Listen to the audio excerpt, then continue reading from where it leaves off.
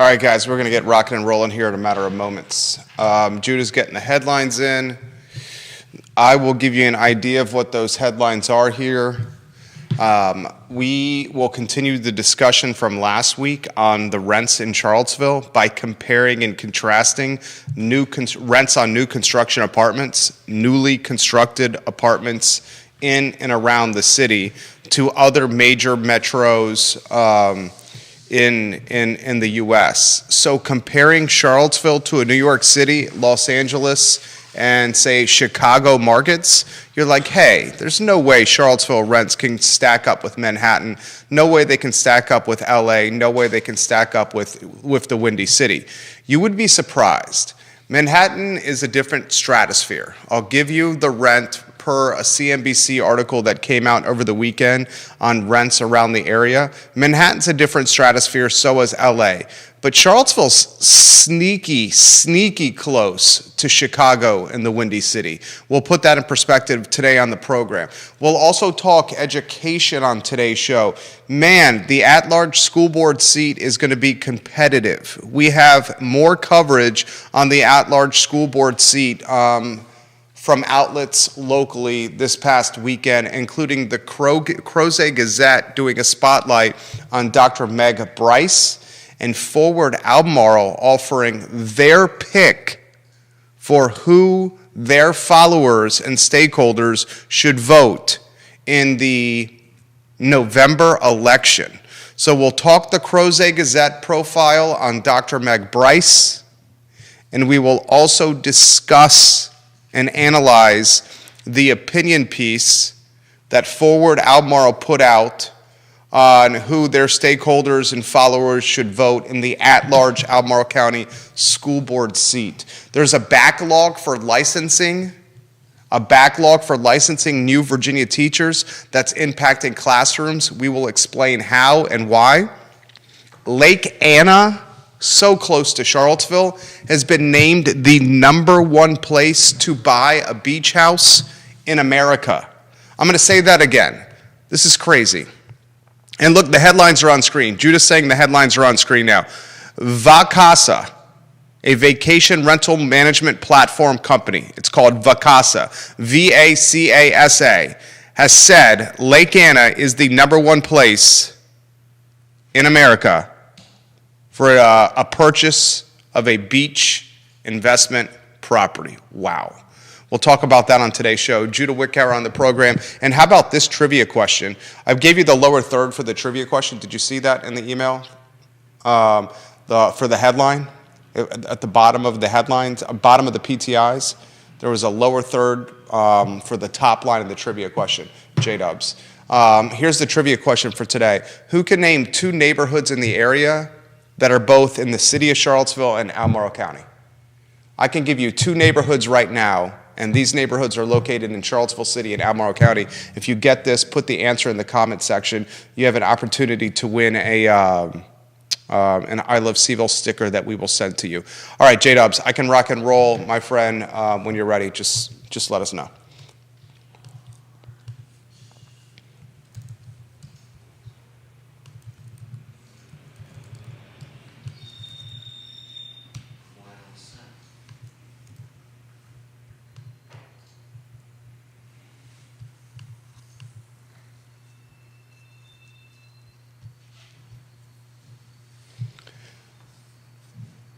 Guys, good Monday afternoon. I'm Jerry Miller. Welcome to the I Love Seville show. Thank you kindly for joining us. Today's show is dynamite. It's going to be busy.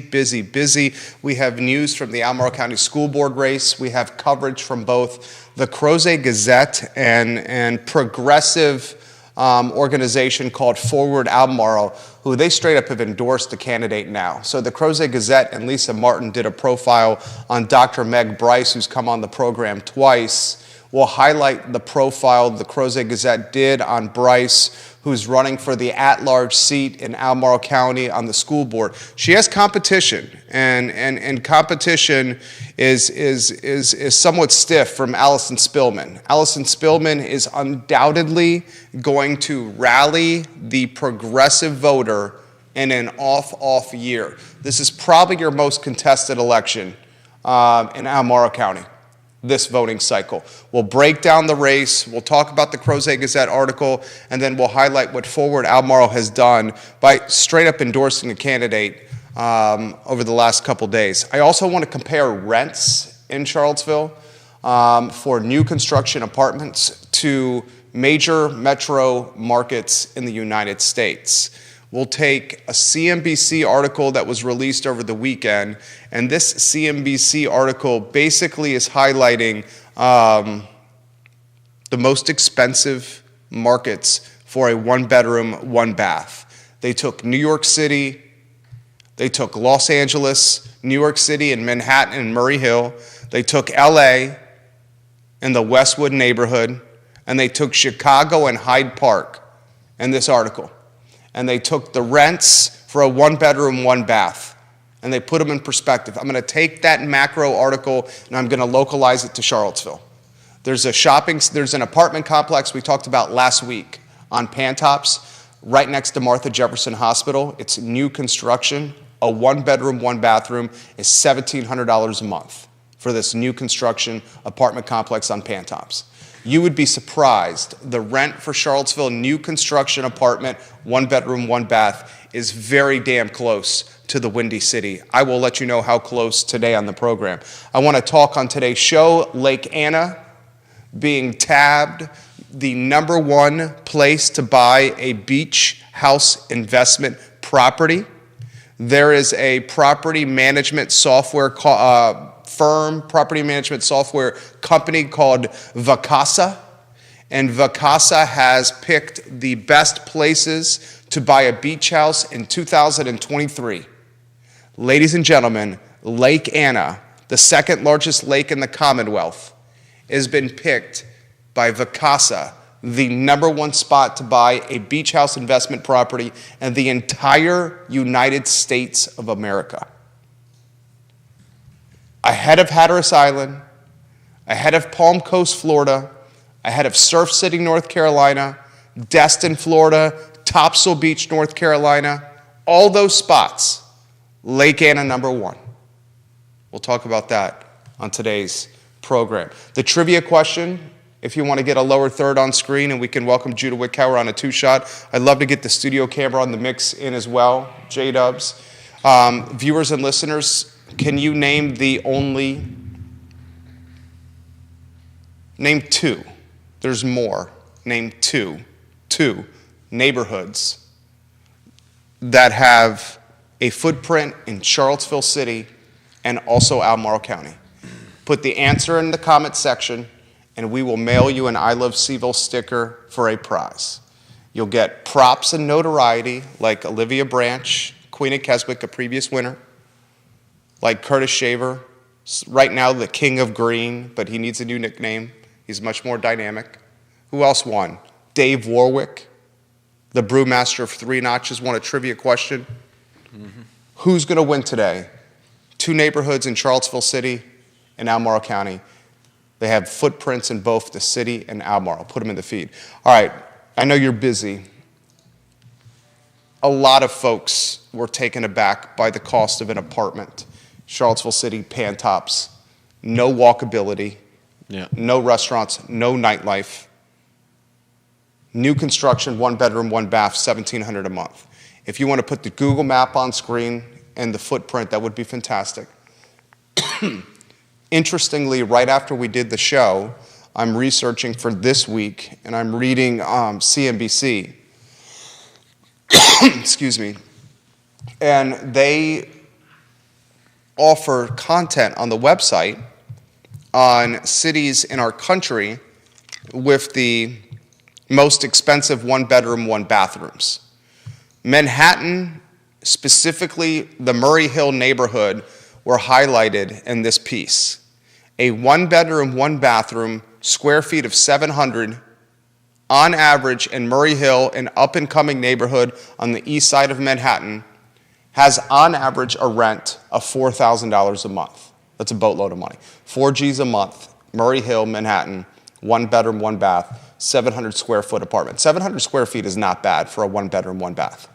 That's the most expensive rent in our country on average for a 1 bedroom, 1 bath. Los Angeles, Westwood, 1 bedroom, 1 bath, 875 square feet, $2,850 per month. 2,850.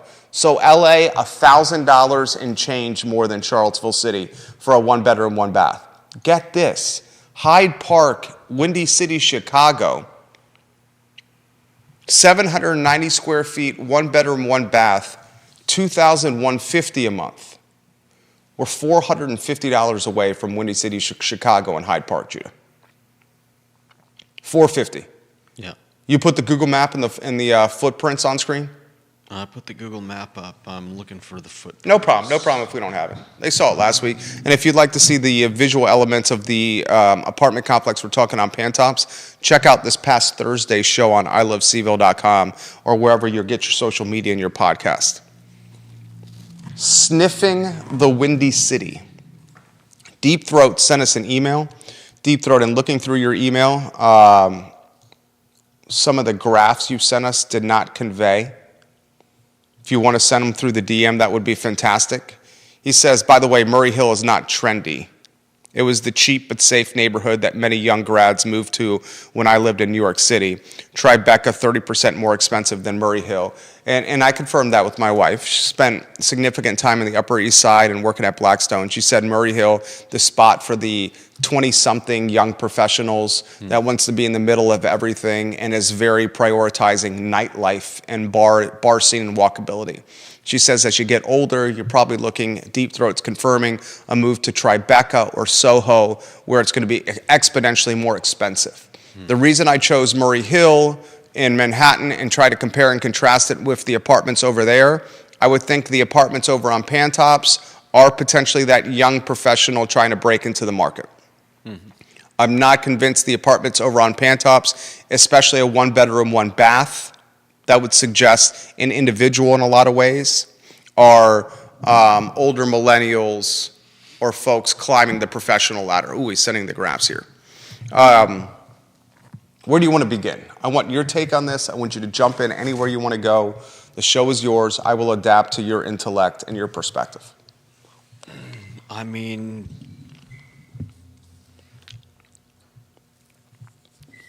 we're coming up on Chicago. We're not close to LA. I'm not surprised by that. 1,000 off on LA. 1,000 off a month. Yeah. We'll say 1,000 is a substantial amount. Manhattan, not even close. We're talking 4 Gs versus 1,700. Well, I don't know if 1,000 really tells the right story. What is it as a percentage? Because if it was $500 for rent here as opposed to $1,500, that's a big difference. As opposed to like $2,500 here to $35, which is a much smaller difference, even though it's still the same amount of money between the two. So that $1,000, is that is that half the price? Is that are we doubling up? Great questions from Judah Wickhauer right there. Also, the labor market, jobs available and what they pay, something to watch. Cost of living, cup of coffee, what's that run? A sandwich, how much does that cost? All factor into the equation. I still think you're going to come out ahead $1,700 a month in Charlottesville with this job market and this overhead versus the job market in Manhattan at 4 Gs a month and the cost of living delta difference. Granted, undoubtedly more higher paying jobs in Manhattan. Undoubtedly more higher paying jobs than Charlottesville. Also, difficult to get those high-paying jobs in Manhattan versus Charlottesville as well. So I don't know.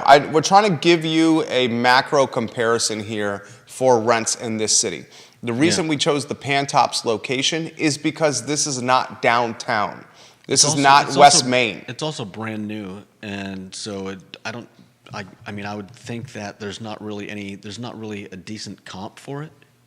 Am I correct, or do you think they have? I think they have good reason to start at the prices they're starting at. All the above. I think there is not a decent comp for an apartment complex that's not in the cool area. This is the reason I'm bringing this particular Pantops location up. Is because it's not in the cool area and it's the most expensive rent in town. Yeah.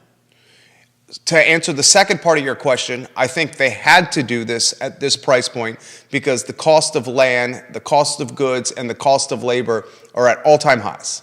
Yeah. So So- I'm curious about that. I can understand that argument better with with a house because you sell it and that's it. But with apartments, is it just a matter of recouping your money as fast as possible, or because with an apartment you've got, I mean, obviously you want to make it profitable, but You're saying you got the benefit of time. yeah, you've got. That's what you're saying. You've got the benefit of time. You don't, if you don't make your money back this year, you'll make it back next year, the year later. And I don't know all about what it means to be the type of developer that develops these places. But is it just a matter of recouping your money as fast as possible? Great questions right there. Great questions. Do you have the benefit of the time if you're a developer who took this new construction apartment complex to market? The answer is not necessarily.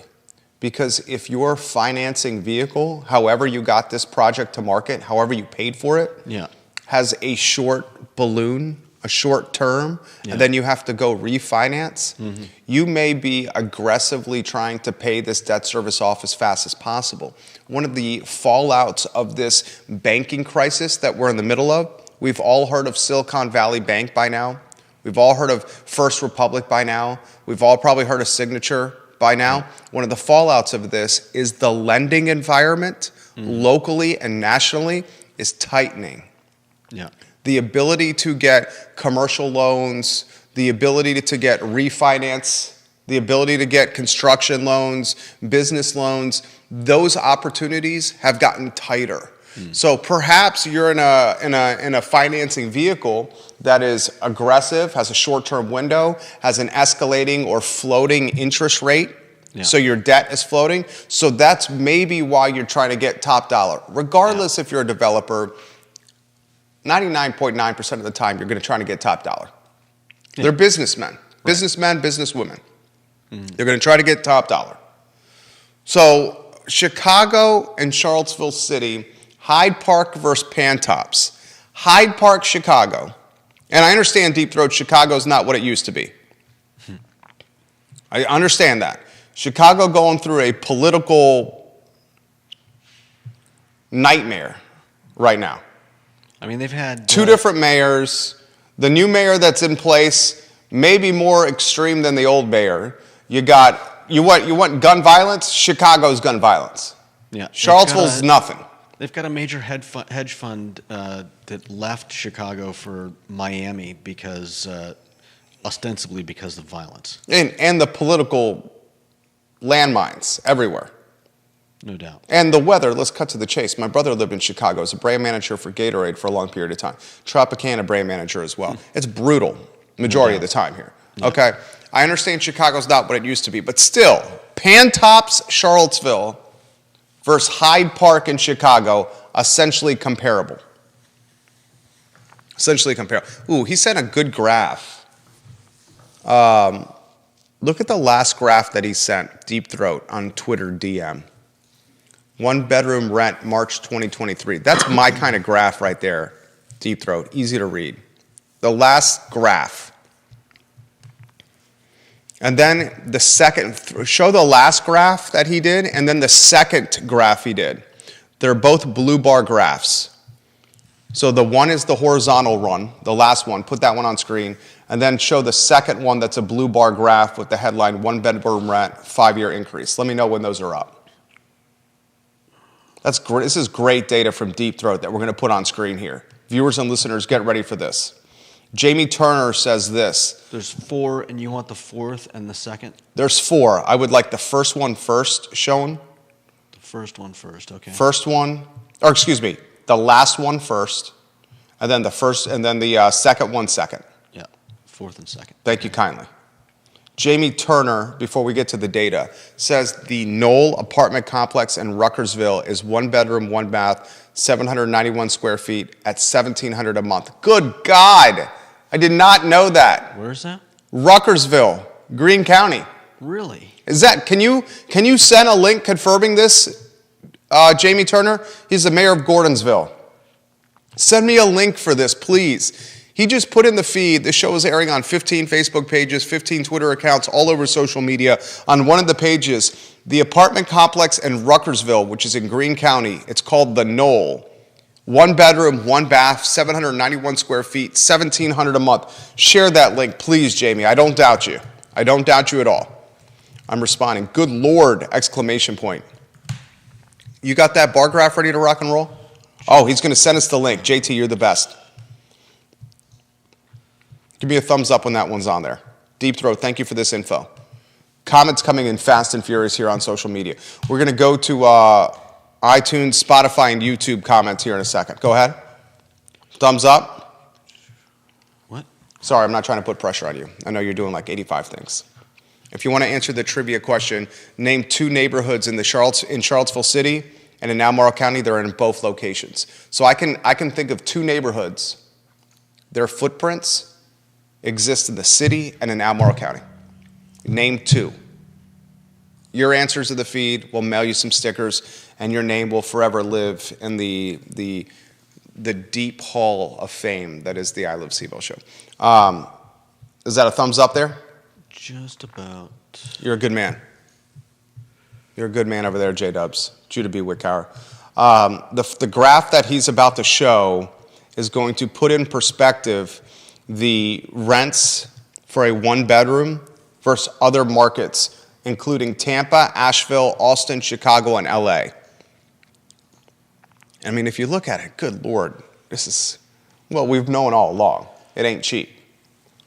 Tampa, Florida, Asheville, Austin, Charlottesville, Chicago, LA is a nice spectrum. Tampa, slightly, it's on screen. Everyone look there. Floor is up. Look there. LA seems low, Deep Throat. LA seems low. Charlottesville, 1,200 plus on average. That seems about right. Because this is including existing apartments and not just new construction apartments. The one on Pantops we got to specify is new construction. Put slide 2 on there if you can. The second slide we're looking for there, J-Dubs. And this data is backed by a guy that knows his stuff. I legitimately can vouch for Deep Throat and his analytics and data skill set, his research ability. You got slide 2 on? All right, look at the second slide. This second slide puts in perspective the rent increase for a 1-bedroom over a 5-year period of time. So what Deep Throat is trying to put in perspective with this macro data is Charlottesville is, from a macro comparison standpoint, affordable with a 1-bedroom, 1-bath. Look, he's showing that the 5-year increase for a 1-bedroom, 1-bath in Austin, Asheville, and Tampa have increased at a greater clip than Charlottesville. Los Angeles and Chicago, the 5-year increase for a 1-bedroom, much lower than Austin, Asheville, and Tampa. I think that may also have to do with the political climate and the tax exposure associated with wealthy people in certain demos. People are flooding to Florida and the Southeast, and they're flooding to Texas. This flood is driven in large part by politics, tax exposure, and the leniency to operate business. The leniency to operate business without governmental oversight. Good data right there from Deep Throat. JT, I would love to see that link when you have a second. Go back to a 2-shot, J-Dubs. Oh, we shared the link. Fantastic. If you want to see the apartment complex in Ruckersville, go to my Facebook page, facebook.com/Jerry Miller Now, or just search for me. And in the comment section, look at the link that Jamie Turner shared, which is a link to the apartment complex in Ruckersville, where a 1-bedroom, 1-bathroom has an asking price of $1,700 a month, Judah, in Greene. I'm looking at it. Let's see. I mean, I may venture to say that the walkability, these floor plan graphic designs are eerily similar to the graphic designs for the Pantops location. I wonder if it's similar folks behind both. I may say that the Ruckersville location offers more walkability than the Pantops. And have we highlighted the fact that there's an apartment in Pantops that's $1,700 a month right now? Or in Ruckersville, excuse me. Olivia Branch, try answering the trivia question. Isn't Johnson Village part city but backside to the county? I always thought Johnson Village was completely in Charlottesville City, Olivia. But I don't 100% know the answer, so I don't want to speak with confidence and conviction because you know this area extremely well. The two neighborhoods that I was looking for, I won't say them yet. I'll save the answer to the bottom of the show. Those two neighborhoods, they were not Johnson Village. But I'm not saying you're wrong here. You may be right. Any viewer and listener know, does Johnson Village, is it located in the city and Albemarle County? It was not the two that I was looking for the answer, but Olivia knows her stuff. I'm willing to say that the answer is 3. Anything you want to add on this topic before we go to the next one, Senor Wickauer? I'm just blown away that that they've got a place in Ruckersville that's going for the same as places in Charlottesville and even close to Chicago. I mean, I've really mostly just driven up 29 through Ruckersville, so it's always seemed a little sparse. I mean, it's booming now. If you haven't been through recently, Greene County is almost unrecognizable if you haven't been through recently. Huh. The economic development is significant. Greene County has become, one of the best things Greene County has done. I sincerely mean this. Greene County, are you watching the show? This is what you have done extremely well. You have seen how restrictive government in Albemarle County and in Charlottesville City, how that restriction and that government volatility and uncertainty has throttled development and has throttled entrepreneurship. And Greene County instead has said, we will welcome developers and we will welcome economic development. And we will do it in a way that limits red tape and paperwork and approval and bureaucracy, because we understand the revenue opportunity is incremental and vast. And Greene now versus Greene 20 years ago, you can't even recognize it. And anyone, if you want to consider a smart decision, ride the coattails of big brands like Lowe's and Walmart opening in localities.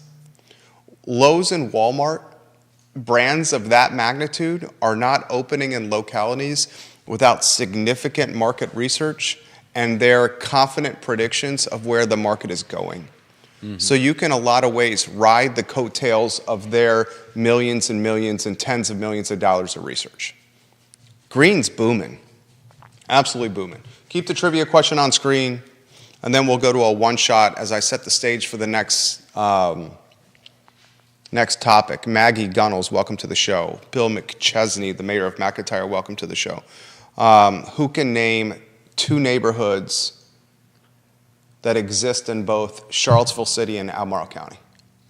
2 neighborhoods that exist, literally their footprints, in both the city limits and in the county limits. Put your answers in the comment section, and anyone who gets this right will give you props by mailing you a sticker on us. We will cover the postage. All right, the next topic, education. Wow. The most competitive race in Albemarle County this election cycle is going to be the at-large seat for the Albemarle County School Board. I'll say this again. The most competitive race this election cycle is going to be the at-large seat for the Albemarle County School Board and the jurisdiction we call Albemarle County. You have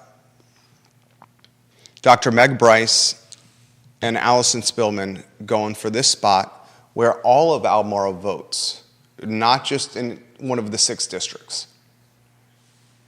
Dr. Bryce is running on a platform that's for communication between parent and teacher, running on a platform that empowers the parent.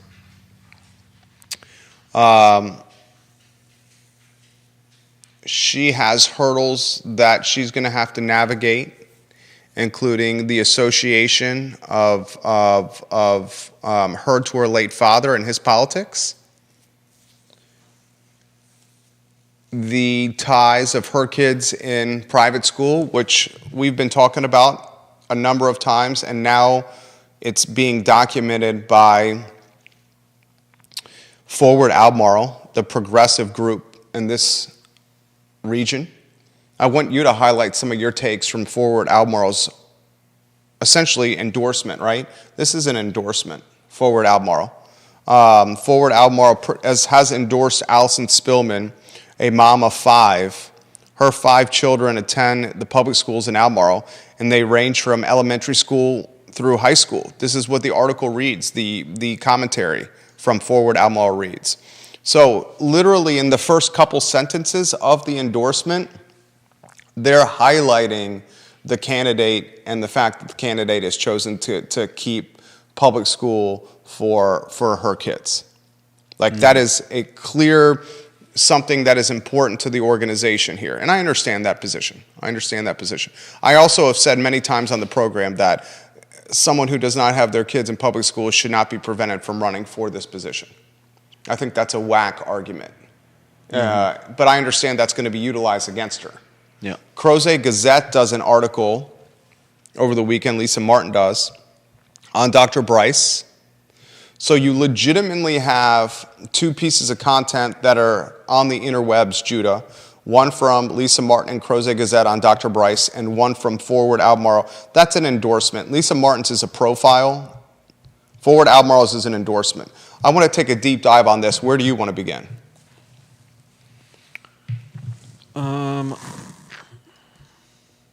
mean, it's definitely an endorsement for Allison Spillman, and Which is fine. yeah, I don't. Forward Albemarle is not a media outlet. They can endorse folks. Totally fine. Right. But some of this is. I don't Forward know. Albemarle is a group of parents, educators, students, and community members who support public education in Albemarle County. Forward Albemarle's primary purpose is to promote social welfare by advocating for excellence, diversity, equity, and inclusion in Albemarle County public schools, and to support the teachers and staff of ACPS in their mission of educating students. That's the mission statement. I apologize for interrupting. That's okay. So I mean, it's a pretty. It's a pretty light summary, I would say. I would really like more information on. So I'm curious why Meg Scalia Bryce doesn't support things like the what was it?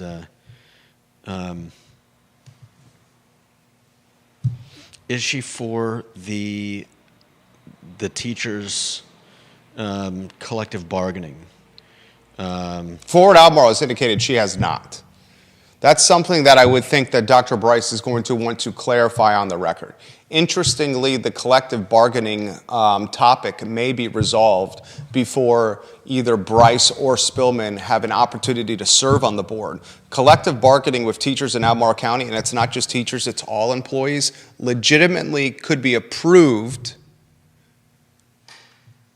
before January 1. That doesn't mean it couldn't be a factor in the election, a topic in the election, a talking point. Go ahead. I'm not seeing it mentioned about her, but then there's some. I find some of the last paragraph on Bryce a little bit troubling. I mean, basically This is from Forward Albemarle. Yeah, they're basically calling her out for having donated money to the Republican Party. I don't know how is that really relevant to how she would serve the school district.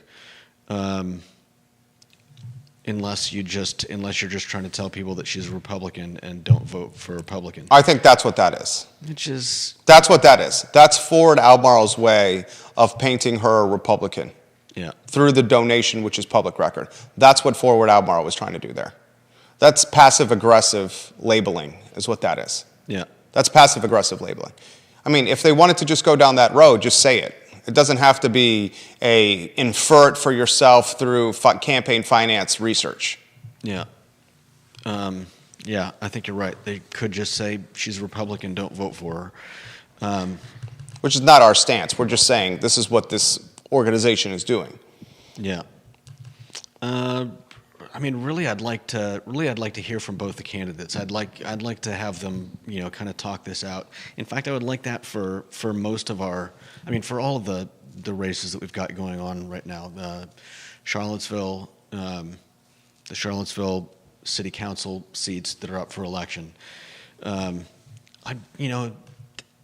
Talking points really don't do much for me anymore because they're just talking points. They don't mean anything. They don't really, anybody can copy and paste a talking point, but I want to, I'd rather get a look into the minds of the candidates and find out how they what's the word? How they describe, Think, operate, go about their business. How they describe their, what they're supportive of and what they're against.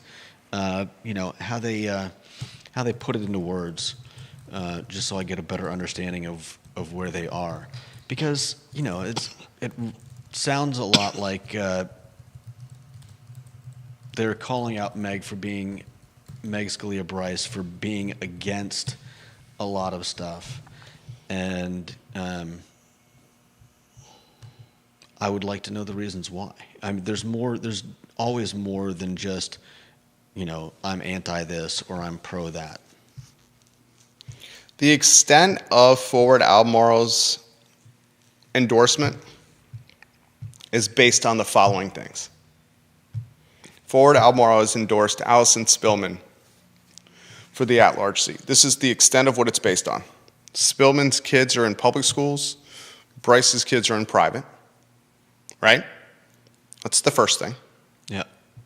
The second thing this is based on is the trans LGBTQ narrative. Yeah.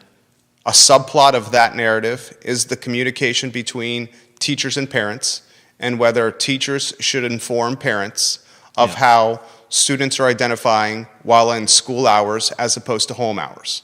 Mm-hmm. One feels they should be communicated with Bryce. Teachers should tell parents if their students and kids are identifying as a different sex in school versus home. The other does not feel that way, Spillman. Yeah. The third element of this endorsement is collective bargaining. Spillman in favor. Bryce, not a clear answer on that topic, although Forward Albemarle is inferring that she is opposed to it. That topic has come up on previous episodes of the I Love CVille show where Dr. Bryce has been on. And then the final talking point in the Forward Albemarle endorsement is the ties to her father, the late Supreme Court Justice, and her donations to the Republican Party. Yeah. That's it in one nutshell, with a lot of pomp and circumstance woven around it. Mm-hmm. You're looking at your most competitive race here in Albemarle County. Yeah. And one of the few that's going to be, actually I take that back. I don't want to say one of the few. One that will be determined in November and not a June primary because there's only Democrats on the ticket. There's other contested seats so far on the Board of Supervisors, for example. Charlottesville City will know June 20th, June 21st, who wins.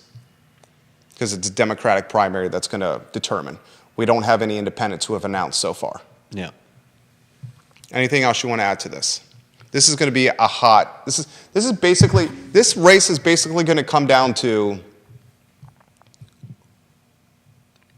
I think how much communication the parents should get from schools How much communication the parents should get from schools. This is eerily similar to McAuliffe and Youngkin, when that race was determined by parent communication and parental empowerment. How much involvement and influence should parents have in schools? That's what determined Youngkin and McAuliffe. This is very much going to determine school board at-large seat this year. I think a lot of it is just going to be party lines. Well, here's the thing. In an off year, which we have, no governor's race, no president's race, how much influence does Forward Albemarle have in galvanizing every single employee for Albemarle County Public Schools, saying you're going to vote this way, and then you're going to get your significant other to vote this way? How many employees does Albemarle County Public Schools have? Do we know? How many employees does Albemarle County Public Schools have? I just did a simple Google. Oh, it's a top link. God, the internet is so amazing. We should never take for granted being able to figure out how many employees Albemarle County Public Schools has in 5 seconds. There was a time where I was going to the library and going through the card catalog. Do you remember the card? We're the same. While we are different generations. Dewey Decimal System. Yeah, while we're different generations, we basically remember things the same way. Yeah, the Dewey Decimal System. Remember going to the library to research a paper for high school? Kids have no idea how effing easy they have it when it comes to school these days because of technology. And this is obviously me showing some age here and turning into my father. But in my day, when we had to write a 5 to 10 page paper for high school, we went to the library for days. Yeah. You sat at one of those big tables in the library. There were other strangers sitting at those big tables with their JanSport backpacks hanging on the back of their chair, their textbooks and their notebooks spread everywhere. We were probably utilizing a number 2 pencil. We understand what we have to write about for a 5 to 10 page paper, and the first thing we do is go to the card catalog system and the Dewey Decimal to figure out where the damn books are in the library. Then you get these heavy things and you have to bring them to a table you're sitting at with strangers. And then you got to scan through them and see if the book that you're currently looking at has any useful information. Because if it doesn't, you then have to take the book back to the shelf and replace it and hope you put it in the same slot you found it for the other person. And those slots are determined by a 0.213 or whatever decimal system that you have to follow on the spine of a book. Or you could put it on the book card. Or you put it in the book card. I don't take it you're a book card guy. I think you're a put it on the shelf kind of guy, not a book card guy. Are you a book card guy? I honestly don't remember what I would have done when I was at the library 30 some odd years ago. I was a put it on the shelf guy. And every single time I put it back on the shelf, there's not a single time I got it right in the same slot that I took it from. Oh, man. Legitimately. Well, that's why they have the book card. That's why they have the book card. Right. So kids would go to the big table after visiting the card catalog, get a bunch of heavy books, bring it to the big table where strangers are seating, have to scan the books to see if the topic matter in that book applies to their research paper. If it doesn't, they have to put it in the book card or put it back on the shelf. If the book they did pick does apply, they have to check out this heavy books plural. They put them in their JanSport backpack. Oh, the photocopy. That's right. Photocopy. Find change. Or just, find change. This is what we do in 2023. How many employees are in the Albemarle County Public Schools? Type that in. Oh, there's the answer right there. No card catalog, no Dewey Decimal System, and no big table with strangers sitting at it with JanSport backpacks hanging over their chairs. You have no idea how good you have it, students right now in 2023. No idea how good you have it. If Forward Albemarle gets all the teachers and all the employees in Albemarle County Public Schools, you're talking 2,648 employees, 2,648. If they get 2,648 employees to vote, and you times that with their significant others, you got 5,300 votes right there. 5,300 votes. That's a boatload of votes. That is a boatload of votes. And that's Forward Albemarle's influence. Let's see what Yono Arcaro won. Yono Arcaro, Albemarle County, 2019 race. How many votes did he win with? I'm Googling. God, I got that answer right now. So amazing. You got 19,000 votes. You're talking a third of the votes could potentially come from one organization's influence. Pretty big. Yeah. Come on, it's huge. It's humongous. Anything else you want to offer before the next topic? No, I think there's not a whole lot left that we can parse out of this. A lot of it seems to just be their personal feelings on the subject. So that's why I'd really like to hear from the actual candidates. That's fair. Olivia Branch said she just learned something online as well. The neighborhood Johnson Village is on land annexed from the county in 1964. However, it weaves around the county lines and does not actually reside in Albemarle County itself. That's fantastic. That's fantastic, Olivia Branch. She's the queen of Keswick. Johnson Village is in the city only. Katie Pearl, welcome to the program. She says she loves Greene County. Cully Baggett, who's a developer from Greene County, says, we do welcome the growth, and I obviously am very pro-business, but we as a community failed miserably as far as preparing future infrastructure many years ago. I see some elements of that, but hindsight's 20/20. Appreciate your comments, Cully. I love when you watch the program. Let me respond to this. Thank you for watching. King, why don't we just call him the king of Greene County, Cully? Cully, watch and listen and comment. We love when you do. Please. Jim Hingley on Twitter has got an answer for the trivia question, and his answer is correct. I'm not going to give you the answer. Nora Gaffney has one. Nora Gaffney, you have one of the answers correct. Jim Hingley has both of the answers correct. Jim Hingley, I'm not going to give the answers yet, but Judah, we need to send a direct message to Jim. He reached out to me through Twitter on DM. We need to send a message to him after the show, if you could please, looking for a mailing address. He's going to win a sticker. I'm willing to hook up, we are willing to hook up more than one person for this particular trivia question because it's difficult. And I'm trying to come up with trivia questions that you cannot easily Google or use the internet to answer. The last questions we've asked, I think, have been pretty challenging. Yeah. Today's question, name two neighborhoods that have a footprint in both Charlottesville City and Albemarle County. Nora, you have one correct, but not two. Jim has got it correctly with two, excuse me. All right, next topic. Why don't we go, I want to get the Lake Anna topic in and the Buckingham County topic. So let's save the teacher backlog topic to the bottom of the show. Maybe what you could do is give folks kind of like a synopsis of the Virginia licensing issue that we have. There's a backlog of processing teacher licenses that's impacting the ability to hire teachers and get them in the classroom. Good God, solve that problem. We'll get to that. First, I want to talk Lake Anna. This is good news for our area. Lake Anna, according to a national rental software company, Vacasa, it's a vacation rental management platform. They recently have tabbed Lake Anna as the #1 place to buy a beach house in America. I cannot believe I'm saying this.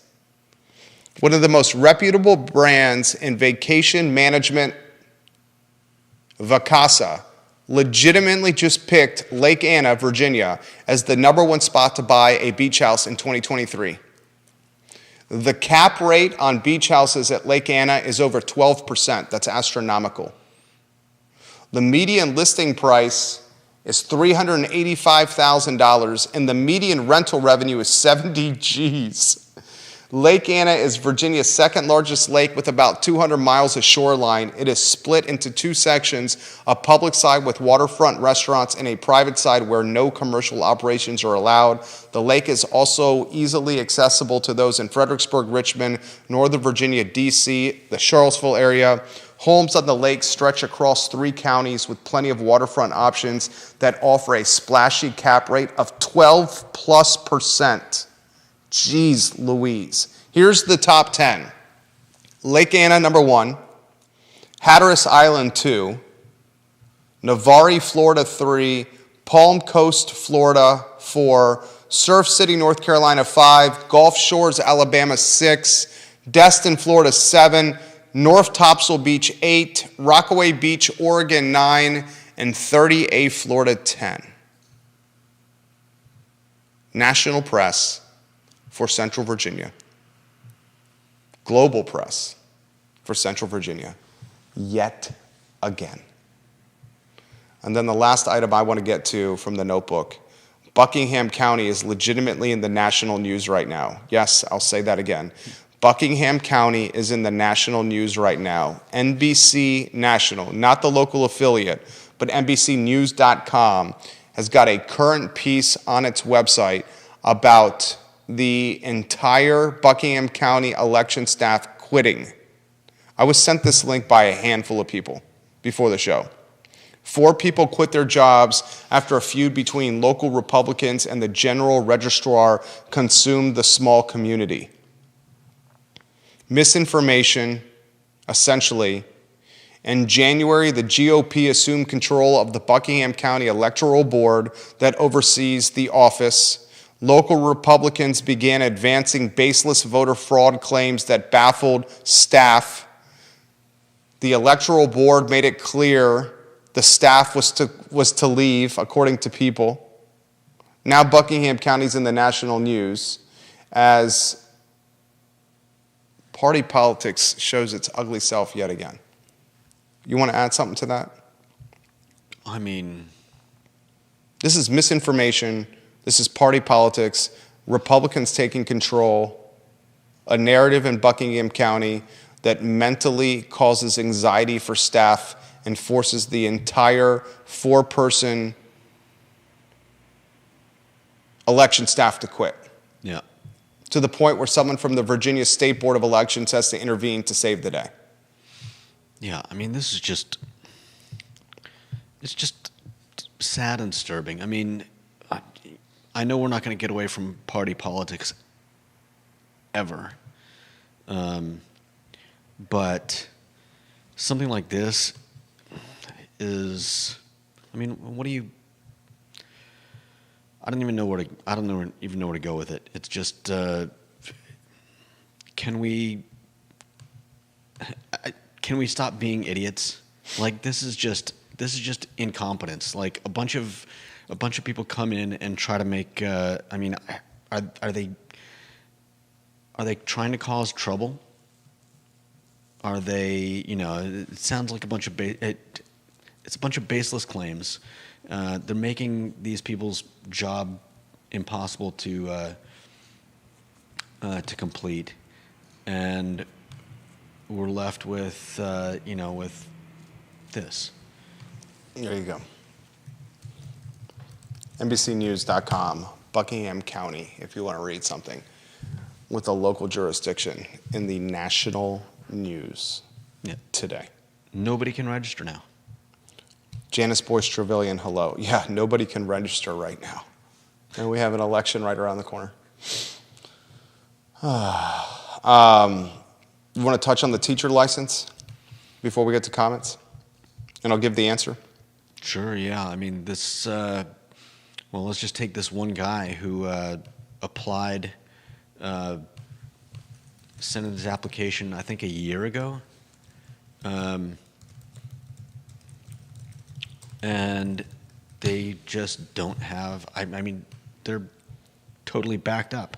It says they're backed up 6 months, but this guy's been working at it for a year, and I think this guy is a retired military man that's looking to seek a new part of his career. He's going to go from being in active military, now he's retired, and he's looking to pursue a different career path. He's looking to get into education. He can't get his license through the system to get into the classroom to teach. Yeah, and we have a shortage. They even say that this is the kind of guy that Youngkin wants, but they can't get him in there. And it looks like at least some of the slowdown is that they're saying that a lot of them. So the department's licensure specialists are still working on requests submitted 6 months ago, but they're saying that apparently a lot of the issues are with people, not filling in the correct information or something. Seems to me like that's the kind of thing that you work on fixing by like a phone call. Hey, can I fill this in? You missed this answer, or you missed this. Rather than, it sounds kind of like what they're doing is just either sending them back or letting the people know that they need to start over at the beginning. And hey, I mean, these are our schools that we're talking about. These are our children. These are our schools. These Figure are it our out. schools. Good God. These are our schools. How do we have a backlog in processing legitimate applications for teachers? How can we get licenses? How are we not focused on getting licenses for teachers? Yeah. How are we not focused on getting reputable, legitimate people into classrooms, teaching kids?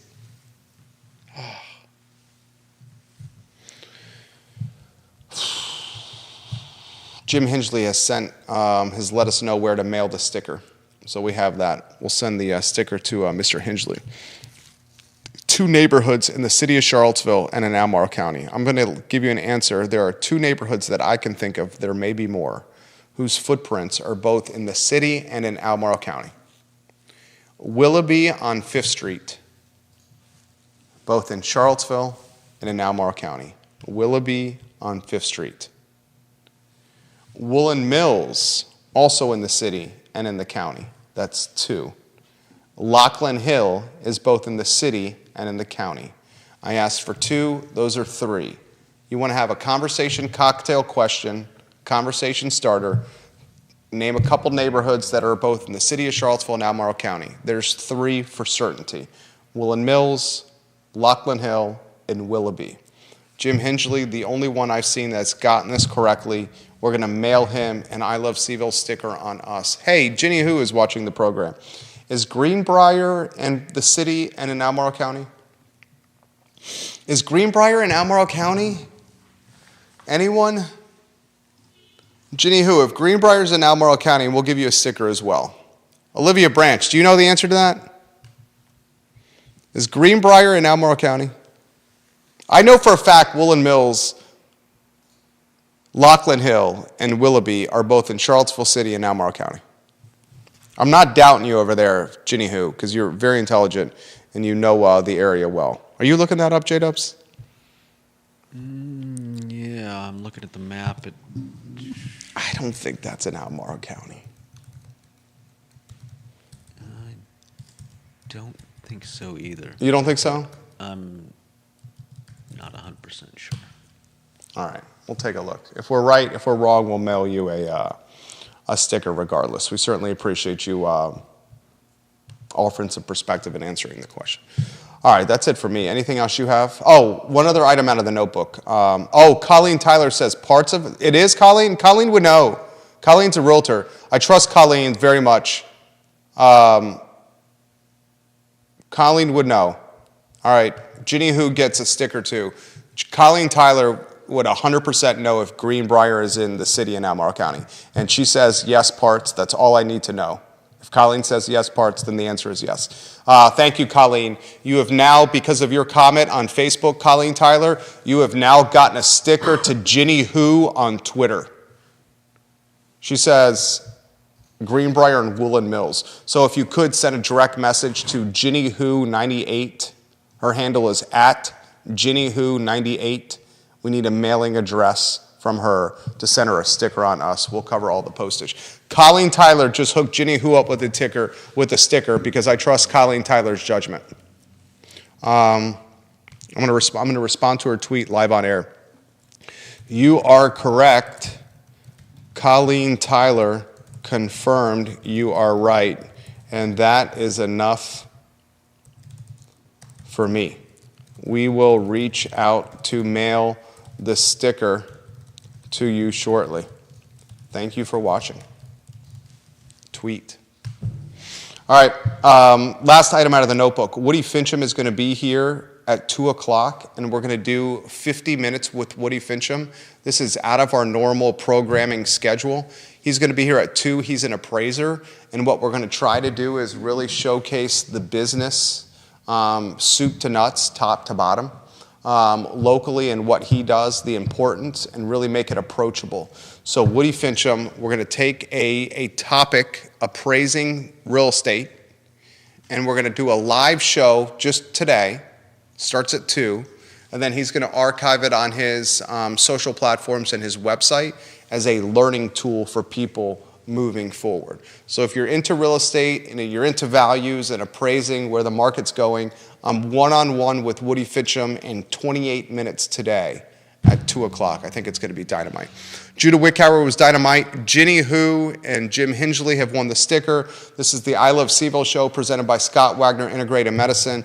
We hope you enjoyed the program. We work really hard for this, really, really hard, and we're extremely grateful for your viewership and your listenership and your participation and you sharing the show. For Judah Wickower, I'm Jerry Miller. You guys have a good afternoon. Take care.